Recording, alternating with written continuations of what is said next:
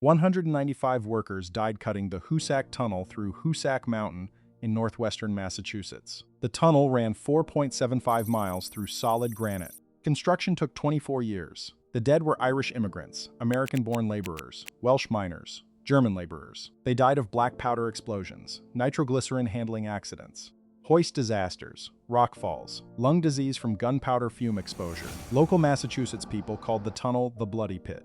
It is still carrying trains today, 195. The number is precise because the Hoosac Tunnel was a public works project, funded by the Commonwealth of Massachusetts after the original private corporation went bankrupt in 1863. And the Massachusetts state inspectors and engineers kept careful records throughout the 24-year construction. Worker deaths were documented in the inspection reports, the payroll death notices, and the contemporary newspaper coverage in the North Adams Transcript, the Springfield Republican, and the Boston Daily Advertiser. The state inspection records are preserved at the Massachusetts State Archives in Boston, where any researcher today can read the contemporary accounts of the explosions, the rock falls, the hoist failures, and the cumulative gunpowder fume deaths over the 24 years. 195 is the count those records support. The Hoosac Tunnel runs from the eastern portal at Florida, Massachusetts, through Hoosac Mountain, to the western portal at North Adams, Massachusetts. The total length is 4.75 miles. The bore was advanced from both ends, plus a central shaft sunk vertically from the surface of Hoosac Mountain down to the tunnel grade. The central shaft was approximately 1,028 feet deep. Workers descended into the central shaft by hoist cage, worked at the rock face at the bottom, and ascended back to the surface at the end of each shift. The hoist itself, plus the cumulative bore mechanics, plus the explosive handling, plus the ventilation challenges of working a mile or more into solid granite, created the four major killing modes that account for the 195 deaths. The four killing eras of Hoosac Tunnel construction tracked the available blasting technology. The first era, from 1851 to 1864, used black powder exclusively. Black powder accidents during this period included premature detonations when fuse cords burned faster than expected, gas accumulation explosions when methane or hydrogen sulfide pockets in the granite were ignited by candle lanterns, and ventilation failures that allowed combustion gas buildup in the bore after blasting. Approximately 60 workers died during the black powder era. The second era, from 1865 to 1869, marked the transition to nitroglycerin and then to dynamite. Nitroglycerin in its unstabilized form is one of the most dangerous explosives ever used in industrial applications. The Hoosac crews had multiple accidents handling nitroglycerin during the transition period, including one major accident at the central shaft head in 1867 that killed 8 men. Approximately 45 workers died during the nitroglycerin transition era. The third era, from 1869 to 1874, used pneumatic drills powered by compressed air piped from the portals plus dynamite as the primary explosive. The pneumatic drills allowed faster bore advancement, but introduced new accident categories including drill rupture failures, compressed air hose failures, and equipment crush injuries. Approximately 75 workers died during the pneumatic drill era, the largest single killing era of the construction. The fourth era, from 1875 to 1880, was the post-completion legacy deaths from cumulative lung damage and other delayed health effects. At least 15 workers who had survived the active construction died within 5 years of tunnel completion from documented lung disease, attributed to gunpowder fume exposure during their working years in the bore. If you appreciate the depth of these American industrial heritage stories and want to support more of them, join at the Boss tier for early access and members-only polls, or Final Boss for member shoutouts and members-only videos. The link is in the description below. Now we walk through the single deadliest day in Hoosac Tunnel construction. October 17, 1867 was the worst single day of Hoosac Tunnel construction. On that day, the central shaft hoist cage carrying 13 workers from the bottom of the shaft up to the surface caught fire approximately halfway up the shaft. The hoist cable burned through. The cage fell back down the shaft. All 13 workers were killed. The fire had been caused by a kerosene lamp that one of the workers was carrying in the cage. Kerosene was the standard portable lighting in 19th century mining work, and lamp accidents in confined spaces were a known hazard. But the central shaft hoist accident of October 17th was the worst single accident in Hoosac Tunnel history. The 13 workers who died were primarily Irish immigrant laborers, with names recorded as Connor, Sullivan, Murphy, McGuire, O'Brien, Flaherty, Lynch, Donovan, Walsh, Riley, Casey, Kelly, and Hogan. 8 of the 13 were married with families. The Massachusetts Public Works Commission paid funeral expenses for all 13 and small lump sum death benefits to the widows and orphans. The pneumatic drill era of Hoosac construction between 1869 and 1874 was the deadliest of the 4 eras, despite being technically the most advanced. The pneumatic drill machinery introduced new failure modes that the hand drilling era had not faced. Compressed air hose ruptures threw drill operators against tunnel walls with substantial force, causing crushing injuries and several deaths. The drill bits themselves shattered occasionally under operating stress, sending fragments of hardened steel through the working face area at high velocity. The pneumatic drill operating noise was loud enough to damage hearing over time, and crews working long shifts in the bore developed chronic hearing problems that contributed indirectly to other accidents, because workers could not hear warning shouts or shift change signals. The combined effect was that pneumatic drill operations, while faster than hand drilling, killed more workers per mile of bore than the slower hand drilling era had. The lung disease that killed at least 15 Hoosac workers in the post-completion era deserves separate discussion because it was the slow-motion casualty pattern of 19th century tunneling work. Gunpowder smoke, particularly from the black powder era of 1851 through 1864, contained substantial amounts of finely divided carbon, sulfur, and nitrogen compounds that penetrated the deepest tissues of the lungs when inhaled. Workers who spent years in the bore inhaling gunpowder smoke developed a chronic lung condition that 19th century physicians called miner's consumption or black lung disease. The condition was characterized by progressive shortness of breath, chronic cough, and eventually fatal respiratory failure. The Hoosac workers who survived the active construction often died of this lung disease within 5 to 10 years of tunnel completion. The Massachusetts state health records of the 1870s and 1880s document at least 15 specific Hoosac veterans who died of documented gunpowder fume lung disease. The actual total was probably higher, since many workers had returned to their home communities after the tunnel completion, and their deaths were recorded in local parish records rather than in state health archives. The hoist system at the central shaft was the most dangerous single piece of equipment in the entire construction operation. The shaft was approximately 1,028 feet deep, with a cable hoist operated by a steam engine at the surface. The hoist carried workers, supplies, and rubble between the surface and the working face at the bottom of the shaft. The cable was approximately 1.5 inches in diameter, made of wrought iron strands wound around a hemp core. Cable failures were a constant hazard throughout the construction. The October 17, 1867 disaster was the worst single hoist incident, but smaller hoist incidents occurred regularly. 3 additional cable failures between 1870 and 1874 killed 9 workers in 3 separate incidents. After the October 17th disaster, the Moffat Tunnel Commission, which by that point had taken over Hoosac construction from the original Troy and Greenfield Railroad, replaced the hoist cable on a strict 6-month replacement schedule rather than waiting for visible wear. The protocol significantly reduced subsequent hoist failures, but did not eliminate them entirely. The workers who died at the Hoosac Tunnel were drawn from the standard 19th century American mining labor pool. Approximately 60% of the Hoosac labor force was Irish American, recruited primarily from the famine immigration wave of the 1840s and 1850s. The Irish workers came to Hoosac from earlier construction work on the Erie Canal in upstate New York, the Pennsylvania anthracite coal mines, the New York Croton Aqueduct, and the Boston water supply tunnels. By the 1860s, the Irish American labor pool for hard rock tunneling was the largest single immigrant labor population in the United States. The Hoosac project absorbed approximately 1,000 Irish workers at peak employment, organized into crews of 15 to 20 men under Irish American foremen. Approximately 30% of the Hoosac labor force was American-born. These workers came primarily from the western Massachusetts and southern Vermont rural population.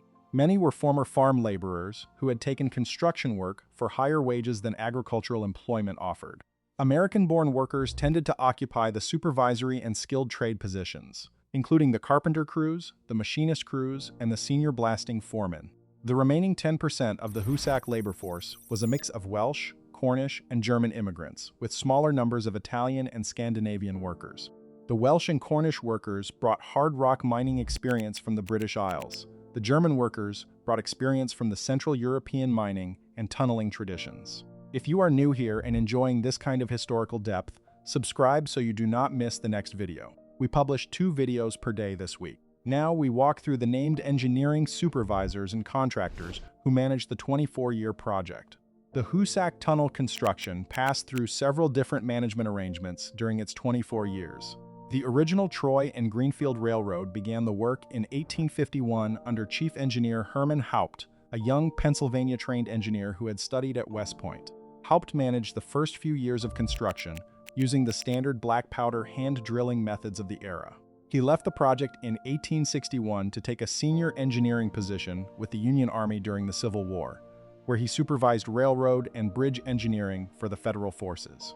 After the original Troy and Greenfield Railroad went bankrupt in 1862 due to slower than expected progress and cost overruns, the Commonwealth of Massachusetts assumed financial responsibility for the project. Massachusetts appointed Charles Starrow as chief engineer in 1863.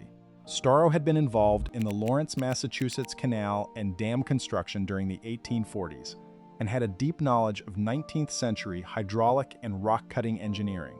Starrow managed the Hoosac Tunnel through its most difficult period, from 1863 to 1868, including the transition from black powder to nitroglycerin and then to dynamite. Starrow personally argued for adopting the new explosive technologies despite the danger, on the grounds that the alternative was 20 more years of black powder bore at the cost of perhaps 300 more worker deaths. The argument was bitterly debated among Massachusetts state engineers and the public, but Starrow won, and the Hoosac became one of the first major American tunneling projects to systematically deploy nitroglycerin and dynamite. In 1868, the Commonwealth of Massachusetts contracted the remaining tunnel work to Walter and Francis Shanley, 2 brothers from Quebec, Canada, who ran a successful contracting firm.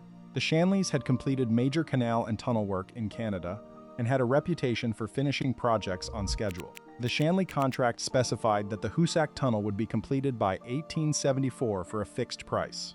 The Shanleys met the goals essentially on time, with the bore completed in 1874 and the final tunnel finishing work completed in 1875. The first scheduled rail traffic ran through the tunnel on February 9, 1875. Walter Shanley later wrote a detailed engineering report on the Hoosac construction that became the standard reference for late 19th century American mountain tunneling projects. His report is preserved at the University of Western Ontario Archives. The Hoosac Tunnel cost the Commonwealth of Massachusetts approximately $21 million in the cumulative 24-year construction budget. In 1875 dollars, that figure was equivalent to roughly $420 million today. The Massachusetts state debt issued to fund the tunnel was repaid through bond revenues and through rail traffic tolls collected from the operating railroads that use the bore. The Troy and Greenfield Railroad, reorganized as the Fitchburg Railroad after the bankruptcy proceedings of 1862, operated the tunnel from 1875 until the Boston and Maine Railroad acquired the Fitchburg in 1903. The Boston and Maine operated the tunnel from 1903 until corporate bankruptcies of the 1970s. The Pan Am Railways Consortium acquired the Boston and Maine assets in the early 2000s and now operates the Hoosac Tunnel for freight rail traffic. The nitroglycerin transition era of 1865 through 1869 deserves separate detailed description because the Hoosac was the first major American tunneling project to use nitroglycerin systematically. Nitroglycerin had been invented by the Italian chemist Ascanio Sobrero in 1847, but the compound was so unstable in its pure form that it had been considered too dangerous for practical industrial use for the next 16 years. The Hoosac engineering staff under Charles Starrow began experimenting with nitroglycerin in 1865 as a more powerful blasting alternative to black powder. The early experiments included on-site manufacture of nitroglycerin at temporary chemistry sheds near the tunnel portals, since transporting nitroglycerin in finished form was considered too dangerous. Chemist George Mowbray, hired specifically for this work, developed a relatively safer on-site manufacturing procedure that produced approximately 100 pounds of nitroglycerin per day for the active blasting operations. The on-site nitroglycerin operations were still extremely dangerous.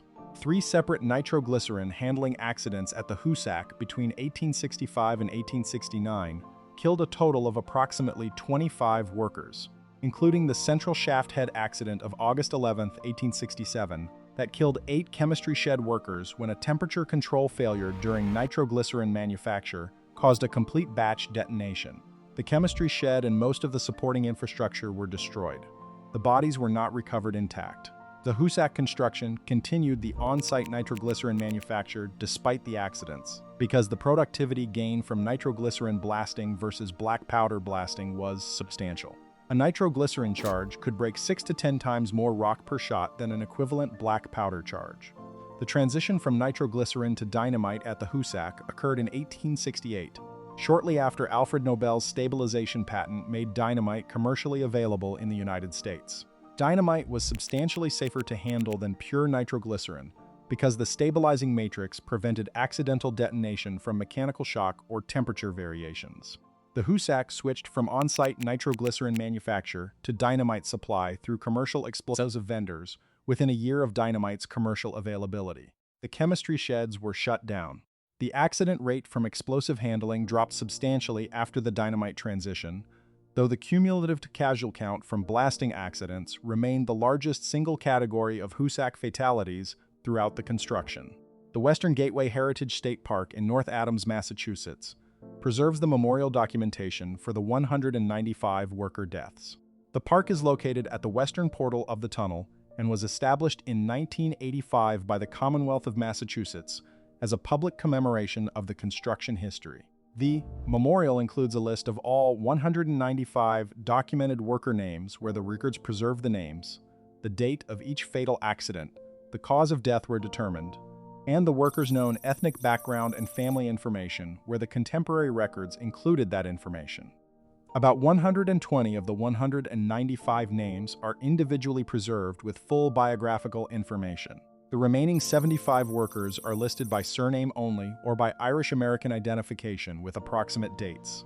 The pneumatic drill innovation that arrived at the Hoosac in 1866 deserves a separate description, because the Hoosac was the first major American tunnel to systematically deploy this technology at scale. Charles Burley of Massachusetts patented the first commercially viable pneumatic rock drill in 1866, building on earlier European designs developed for the Mont Cenis tunnel construction in the Alps. The Burley drill was a handheld pneumatic hammer drill powered by compressed air piped from a steam-powered compressor at the tunnel portal. The drill could bore a powder hole through granite in 3 to 5 minutes versus the 15 to 30 minutes required for hand star drilling. The Hoosac engineering staff under Walter Shanley adopted Burley drills in 1866 and began training workers on the new equipment. Within 2 years, the Burley drill had replaced hand-hammer drilling on most of the active bore faces. The compressed air infrastructure required to support pneumatic drilling at the Hoosac was substantial. The construction included 2 major compressor plants at the east and west portals, with each plant containing multiple steam-powered air compressors connected to coal-fired boilers. The compressed air was piped from the portal plants along the tunnel floor through iron pipes ranging from 2 to 6 inches in diameter. The piping system extended for over 4 miles inside the bore at peak operation, with branches connecting each individual drill operator to the central compressed air supply. The total cost of the compressed air infrastructure, including compressor plants, piping, drills, and associated equipment, exceeded $600,000 in 1860s dollars, equivalent to roughly $15 million today. The investment paid for itself in approximately 18 months through increased bore advancement rates. The Walter and Francis Shanley contracting firm that completed the Hoosac construction between 1868 and 1875 had emigrated from Canada to the United States specifically for the project. The Shanley brothers had built their reputation on Canadian canal and tunnel work during the 1850s and 1860s, including major work on the Welland Canal expansion and on several railroad tunneling projects in southern Ontario. The Shanley contract for the Hoosac was structured as a fixed-price arrangement with completion bonuses tied to specific milestones. The brothers personally supervised the construction, with Walter running the day-to-day operations from a headquarters near the East Portal, and Francis handling the supply chain and labor recruitment from offices in New York City. The Shanleys met essentially all of the contract milestones, completing the bore in 1874 and the finished tunnel in 1875. Walter Shanley later wrote a detailed engineering memoir of the Hoosac construction that became the standard reference for late 19th century American mountain tunneling. The Hoosac Tunnel as a working piece of infrastructure has been continuously in service since February 9, 1875. The bore has not failed in any major structural sense in 150 years. Periodic maintenance has included replacement of the original wooden timber supports with steel arches in the unstable rock zones, replacement of the original brick lining in damaged sections with cast-in-place concrete, modernization of the ventilation system, and electrification of the tunnel lighting. The basic granite bore that the 195 workers died cutting is still the same granite bore the trains pass through today. The walls are the same walls. The ceiling is the same ceiling. The track has been rebuilt many times, but the rock around it is the same rock that absorbed the black powder, nitroglycerin, and dynamite blasts of 1851 to 1875. Anyone who has seen the masonry on a 150-year-old tunnel knows this. The Hoosac is not just a piece of transportation infrastructure. It is a memorial to a generation of American mining laborers who took on a single engineering project at the limit of 19th century technical capability and paid for that project with their lives. 195 is a precise number. It is also a small fraction of the broader American mining and tunneling labor mortality of the 19th century. The Hoosac is precisely documented because it was a public works project with state oversight. Most pre-modern American tunneling and mining mortality was less well documented in private commercial operations, with worker deaths treated as routine industrial accidents that did not consolidate into engineering records. The Hoosac numbers are precise. They are also probably representative of broader patterns that are now lost to the historical record. The North Adams, Massachusetts community that surrounded the Hoosac Tunnel West Portal developed a particular relationship with the construction over the 24 years of work. North Adams in 1850 had a population of approximately 3,000. By 1875, when the tunnel opened, the population had grown to approximately 17,000, with much of the growth attributable to the tunnel construction labor force and the associated commercial and service infrastructure. The town economy during the construction years was dominated by tunnel-related employment, supply contracts, and the various support businesses that served the tunnel workers and their families. The Irish-American Catholic community of North Adams established St. Anthony's Catholic Church specifically to serve the tunnel workforce, with the church dedicated in 1866. St. Anthony's parish death registers preserve the names of approximately 70 of the 195 tunnel workers who died during construction, providing some of the most detailed biographical records of the worker casualty count. The political support for the Hoosac Tunnel construction in the Massachusetts state legislature was sustained over the 24 years through a particular coalition of Western Massachusetts political interests and Boston commercial interests. The Western Massachusetts political faction wanted the tunnel because it would open Western Massachusetts and the Hudson Valley to direct rail commerce with Boston, ending the regional economic isolation that had characterized the area before the tunnel. The Boston commercial interest wanted the tunnel because it would extend the Massachusetts Bay Rail trade westward to the Great Lakes region and the Midwest, allowing Boston to compete with New York City for inland commerce. The combined coalition pushed the state legislature to continue funding the tunnel through multiple budget cycles, even when construction was substantially behind schedule and over budget. The coalition was sustained throughout the construction by skilled political work from successive Massachusetts state governors and from the Western Massachusetts congressional delegation.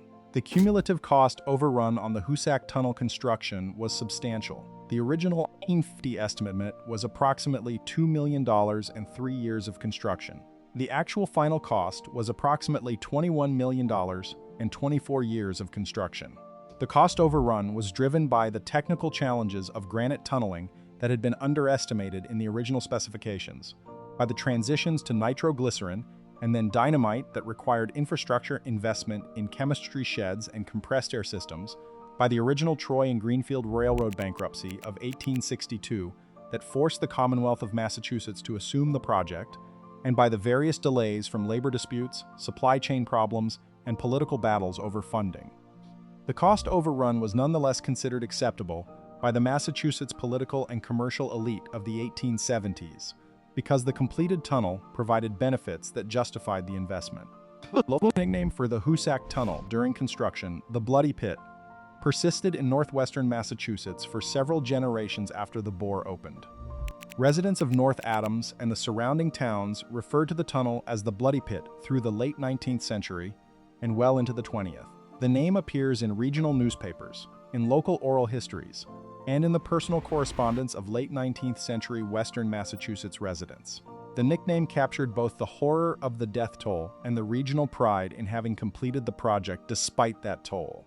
By the mid-20th century, the nickname had mostly faded from common use, replaced by the formal name. But it appears in modern historical writing about the tunnel, and it is preserved on signs and informational displays at the Western Gateway Heritage State Park. Before we close, if this kind of pre-modern engineering story is what you came for, the final boss tier at $9.99 gets you members-only videos, plus your name and upcoming uploads. Boss tier at $4.99 for early access. Link in the description. Thanks for watching to the end. The Hoosac Tunnel is still in active rail service today, 150 years after the first scheduled train passed through the bore. Pan Am Railways run scheduled freight traffic through the tunnel daily.